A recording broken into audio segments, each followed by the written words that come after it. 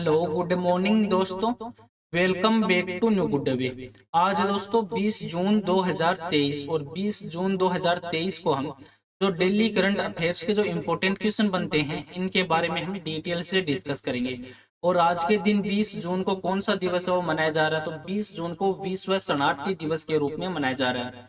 तो दुनिया भर में जो शरणार्थी हैं उनके सामने आने वाले जो संघर्ष है उनके बारे में जागरूकता बढ़ाने के लिए ये दिवस है वो प्रतिवर्ष 20 जून को मनाया जाता है। और विश्व शरणार्थी दिवस है ये पलायन के लिए जो मजबूर परिवार है उनके समर्थन दिखाने के लिए जो जनता के लिए एक महत्वपूर्ण क्षण भी है।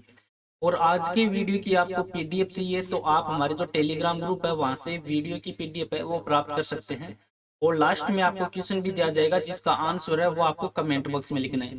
तो चलिए दोस्तों स्टार्ट करते हैं क्वेश्चन नंबर 1 से। और आज का वीडियो आपको अच्छा लगे तो चैनल को सब्सक्राइब और इसका बेल आइकन है वो जरूर प्रेस करें ताकि डेली के जो वीडियो अपलोड कर रहा हूं मैं उनका नोटिफिकेशन है वो आपको मिलता रहे। क्वेश्चन नंबर 1 है कि किस देश ने लेबनान को हराकर जो इंटरकॉन्टिनेंटल कप वो जीता है। तो इस क्वेश्चन का राइट आंसर है ऑप्शन नंबर बी, ये भारत ने जीता है। जो भारत ने कलिंगा स्टेडियम में लेबनान की युवा टीम को दूसरे हाफ में 2 गोल से हराकर इंटरकॉन्टिनेंटल कप वो जीता। और भारत ने भुवनेश्वर के जो कलिंगा स्टेडियम है इसमें इंटरकॉन्टिनेंटल कप फाइनल में लेबनान है तो इसको 2-0 से हराकर ये खिताब वो अपने नाम किया है, जिसमें सुनील छेत्री है इन्होंने 46वें मिनट में जो नए गोल किए थे उसमें गतिरोध तोड़ा था। और जो छांगटे इन्होंने 66वें मिनट में स्कोर को 2.0 से कर दिया था, जिससे भारत ने 1977 के बाद पहली बार लेबनान को हराया है। अब इससे संबंधित जो इंपॉर्टेंट बिंदु बनते हैं उन पर एक नजर डाल लेते हैं कि भारत ने इंटरकॉन्टिनेंटल कप है ये 2 बार 2018 और 2022 में जीता था। और टूर्नामेंट के अन्य विजेता उत्तर कोरिया जो 2019 में और ताजिकिस्तान है जो 2021 में जीता था। 2023 इंटरकॉन्टिनेंटल कप है ये 11 से लेकर 18 जून 2023 तक जो भुवनेश्वर भारत में आयोजित हो किया गया था। और भारत में भाग लेने वाली जो टीमें हैं जिसमें भारत, लेबनान, सीरिया और ताजिकिस्तान थी। और भारत ने फाइनल में लेबनान को हराकर ये टूर्नामेंट वो जीता है। अब भारत देश है तो भारत देश से संबंधित जो इंपॉर्टेंट फैक्ट बनते हैं उन पर एक नजर डाल लेते हैं कि भारत है तो ये दक्षिण एशिया में स्थित एक देश है जिसको आप मैप में देख सकते हैं। और भारत है वो भौगोलिक दृष्टि से विश्व का 7वां सबसे बड़ा देश है। और जनसंख्या के अनुसार देखें तो चीन के बाद दूसरा सबसे बड़ा देश है। और इसके पड़ोसी देश है पाकिस्तान, चीन, नेपाल, भूटान, बांग्लादेश और म्यांमार। और इसके दक्षिण पूर्व में बंगाल की खाड़ी और पश्चिम में अरब सागर। और भारत की जो राजधानी है वो दिल्ली है।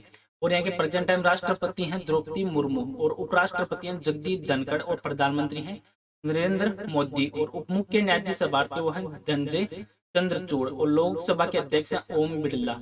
अब भारत है तो भारत को अधिराज्य का जो दर्जा मिला था ये मिला था 15 अगस्त 1947 को। और गणराज्य बना था भारत 26 जनवरी 1950 को। नेक्स्ट क्वेश्चन है क्वेश्चन नंबर 2 कि किस राज्य सरकार ने गृह ज्योति योजना गरीबों के लिए सपनों का आवास योजना वो शुरू की है।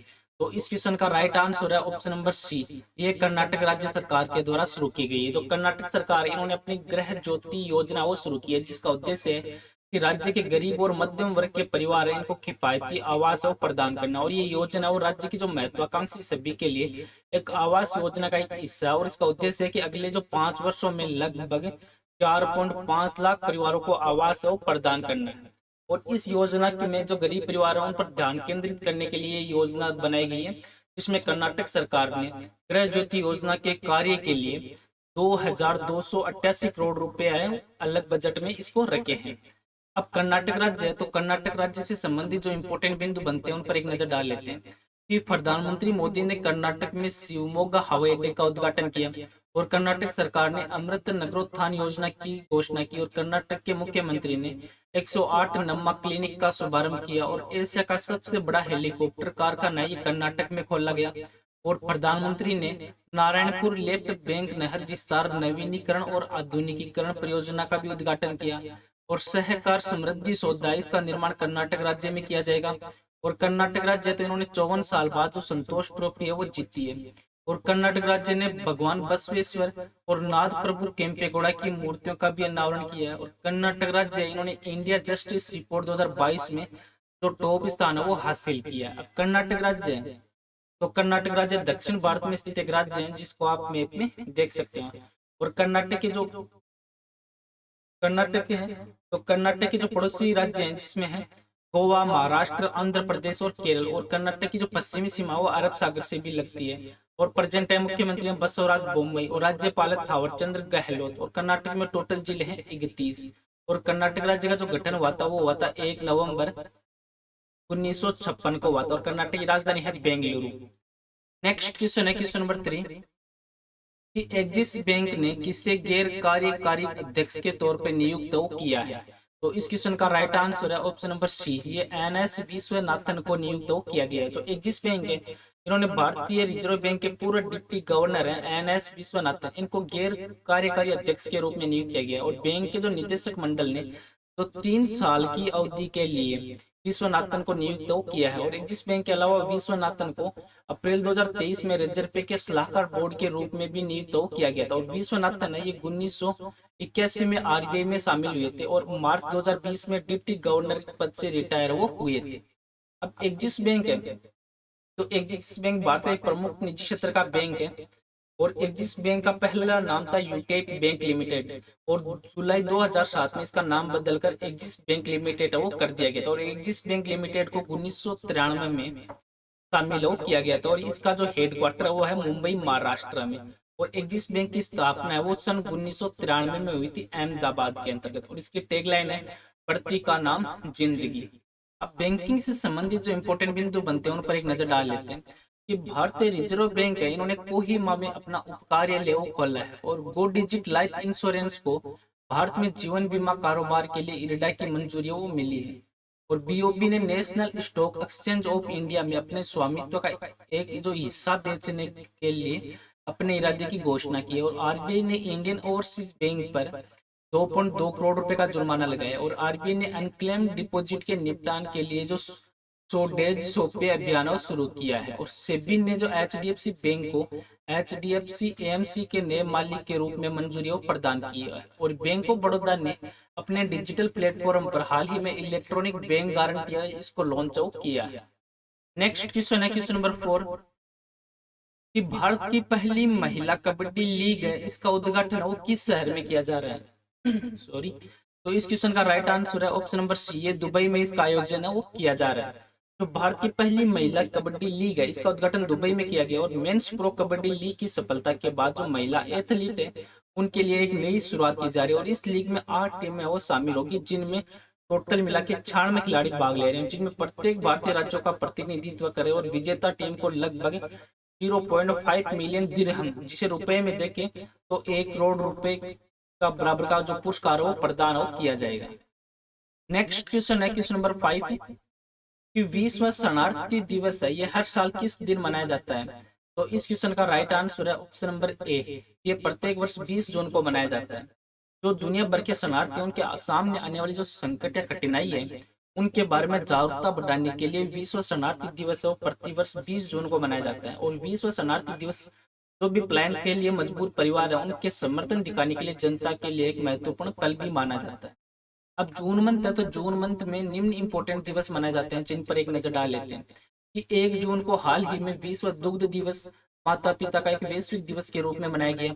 3 जून को विश्व साइकिल दिवस, 5 जून को विश्व पर्यावरण दिवस, 6 जून को विश्व कीट दिवस, 7 जून को विश्व खाद्य सुरक्षा, 8 जून को वर्ल्ड ब्रेन ट्यूमर डे, 12 जून को बाल श्रम विरोधी दिवस, 14 जून को विश्व रक्तदाता दिवस, 15 जून को विश्व पवन दिवस के रूप में, और 18 जून है तो 18 जून को फादर्स डे के रूप में, 18 जून को ये अंतर्राष्ट्रीय पिकनिक दिवस और 20 जून को विश्व शरणार्थी दिवस के रूप में मनाया जा रहा है।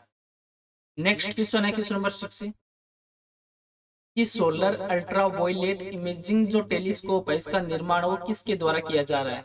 तो इस क्वेश्चन का राइट आंसर है ऑप्शन नंबर सी, ये IUCAA के द्वारा किया जा रहा है, जिसकी फुल फॉर्म है ये inter university centre for astronomy and astrophysics. इन्होंने एक अनोखा स्पेस टेलीस्कोप सोलर जो अल्ट्रा वायलेट इमेजिंग जो टेलीस्कोप है इसका निर्माण किया। और इसका उपयोग वो इसरो के पहले सोलर मिशन आदित्य एल्फस्ट है इसमें किया जाएगा। और ये स्पेस टेलीस्कोप में 2000 से लेके ये 4000 जो वेवलेंथ रेंज में सूर्य की जो फुल डिस्क इमेज है वो प्रदान करेगा, जो पहले कभी संभव हो नहीं हो पाई थी।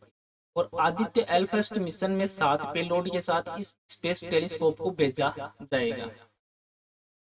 नेक्स्ट क्वेश्चन है क्वेश्चन नंबर 7 कि जो गोरखपुर स्थित गीता प्रेस के 100 साल पूरे होने पर इसे किस पुरस्कार से सम्मानित वो किया गया है? तो इस क्वेश्चन का राइट आंसर है ऑप्शन नंबर सी, ये गांधी शांति पुरस्कार से इनको सम्मानित वो किया गया है। जो प्रधानमंत्री नरेंद्र मोदी है, इनकी अध्यक्षता वाली समिति है, इन्होंने गोरखपुर उत्तर प्रदेश में जो स्थित गीता प्रेस के 100 साल पूरे होने पर इसे गांधी शांति पुरस्कार 2021 से सम्मानित करने का फैसला वो किया है। और यह पुरस्कार मानवता के सामूहिक उत्थान में योगदान के लिए गीता प्रेस के जो महत्वपूर्ण और अद्वितीय योगदान के लिए दिया जाता है। और ये अवार्ड गांधीवादी जीवन शैली का एक प्रतीक है वो माना जाता है। अब इससे संबंधित जो इम्पोर्टेंट बिंदु बनते हैं उन पर एक नजर डाल लेते हैं कि गांधी शांति पुरस्कार भारत सरकार के द्वारा 1995 में महात्मा गांधी की 125वीं जयंती के अवसर पर महात्मा गांधी के द्वारा जो समर्पित आदर्श है उनको श्रद्धांजलि के रूप में स्थापित करने का एक वार्षिक पुरस्कार है। और ये पुरस्कार वो राष्ट्रीयता, नस्ल, भाषा, जाति, पंथ, लिंग की परवाह किए बिना ही सभी व्यक्तियों के लिए खुला है। और इस पुरस्कार में 1 करोड़ रुपए का नगद पुरस्कार और एक प्रशस्ति पत्र और एक पट्टिका और एक उत्तम जो पारंपरिक हाथ से बनी वस्तु है वो शामिल होती है। और ये प्रतिष्ठित पुरस्कार वो दक्षिण अफ्रीका के पूर्व राष्ट्रपति नेल्सन मंडेला और तंजानिया के पूर्व राष्ट्रपति जूलियस नेनेरे जैसे दिग्गजों को भी दिया गया। और ये पुरस्कार विजेताओं में जो सुल्तान काबूस बिन सईद अल सईद ओमान 2019 में दिया गया था, और बंगबंधु शेख मुजीबुर रहमान को 2020 में बांग्लादेश में इनको प्रदान किया गया था गांधी शांति पुरस्कार। नेक्स्ट क्वेश्चन है क्वेश्चन नंबर 8 कि यूके ने जेन मेरियट को किस देश में पहली महिला दूत के रूप में नियुक्त किया गया है? तो इस क्वेश्चन का राइट आंसर है दोस्तों ऑप्शन नंबर सी, ये पाकिस्तान में इनको नियुक्त किया गया है। जो यूनाइटेड किंगडम है, इनके जो वरिष्ठ राजनयिक जेन मेरियट है, इनको पाकिस्तान के अगले ब्रिटिश उच्चायुक्त के रूप में नियुक्त करने की घोषणा वो की है। और जिससे पहले वो इस्लामाबाद में पहली महिला ब्रिटिश दूत बन चुकी है। और इस नियुक्ति से पहले जो 47 वर्षीय जेन मेरियट है वो सितंबर 2019 से केन्या में उच्चायुक्त थी, और वह डॉक्टर जो क्रिश्चियन टर्नर की जगह वो लेंगी। अब पाकिस्तान देश है, तो पाकिस्तान है वो भारत के पश्चिम में स्थित एक देश है जिसको आप मैप में देख सकते हैं। और इसके पड़ोसी देश हैं भारत है, अफगानिस्तान है, ईरान है, चीन है। इनके साथ ये पाकिस्तान वो सीमा साझा करता है। और पाकिस्तान की जो राजधानी है वो इस्लामाबाद है। और प्रेजेंट टाइम में राष्ट्रपति हैं आरिफ अलवी और प्रधानमंत्री हैं शहबाज शरीफ। और पाकिस्तान है तो यहाँ की मुद्रा भी रुपए है। नेक्स्ट क्वेश्चन है क्वेश्चन नंबर 9 कि G20 शिक्षा कार्य समूह की बैठक है ये किस शहर में आयोजित की जाएगी? तो इस क्वेश्चन का राइट आंसर है ऑप्शन नंबर ए, ये पुणे में आयोजित की जाएगी। जो भारत की G20 अध्यक्षता के तहत जो G20 चौथी शिक्षा कार्य समूह की बैठक का आयोजन है ये 20 से लेके 21 जून के बीच में पुणे में आयोजित की जाएगी। और इसमें G20 सदस्य देश गेस्ट एंड कंट्री और तो यूनिसेफ जैसे अंतरराष्ट्रीय संगठन के जो 85 जो प्रतिभागी वो इसमें भाग लेने की उम्मीद है वो जताई जा रही है। और इस बैठक में शिक्षा, डिजिटल पहल, अनुसंधान और कौशल विकास के सर्वोत्तम प्रथाओं को प्रदर्शित करने के लिए एक मल्टीमीडिया प्रदर्शनी का भी आयोजन वो इसमें किया जाएगा। नेक्स्ट क्वेश्चन है क्वेश्चन नंबर 10 कि कहां पर एक दिवसीय ई लाइब्रेरी सॉफ्टवेयर प्रशिक्षण का आयोजन है वो किया गया है? तो इस क्वेश्चन का राइट आंसर है दोस्तों ऑप्शन नंबर सी, ये उज्जैन में। जो उज्जैन में एक दिवस का ई लाइब्रेरी सॉफ्टवेयर प्रशिक्षण का आयोजन किया गया है। और जो बीकेएसएन लीडिंग कॉलेज है इसमें एक दिन का ये ई लाइब्रेरी सॉफ्टवेयर प्रशिक्षण का आयोजन किया गया है। और इसके दौरान जो इसमें खास के जो महाविद्यालय उनमें कार्य करने वाले जो पुस्तकालय या लाइब्रेरियन के अध्यक्ष और प्रभारी पुस्तकाध्यक्ष भी उपस्थित हो रहे थे। और आज का नेक्स्ट और लास्ट क्वेश्चन है जिसका आंसर है वो आपको कमेंट बॉक्स में लिखना है कि भारत की पहली महिला कबड्डी लीग का उद्घाटन है ये किस शहर में किया गया है? तो इस क्वेश्चन का राइट आंसर है वो आपको कमेंट बॉक्स में लिखना है। और पीछे के वीडियो में भी आपको क्वेश्चन दिया था कि किस लेखक की पुस्तक ने ऐतिहासिक जीवनी 2023 के लिए जो एलिजाबेथ लॉन्गफोर्ड पुरस्कार जीता है?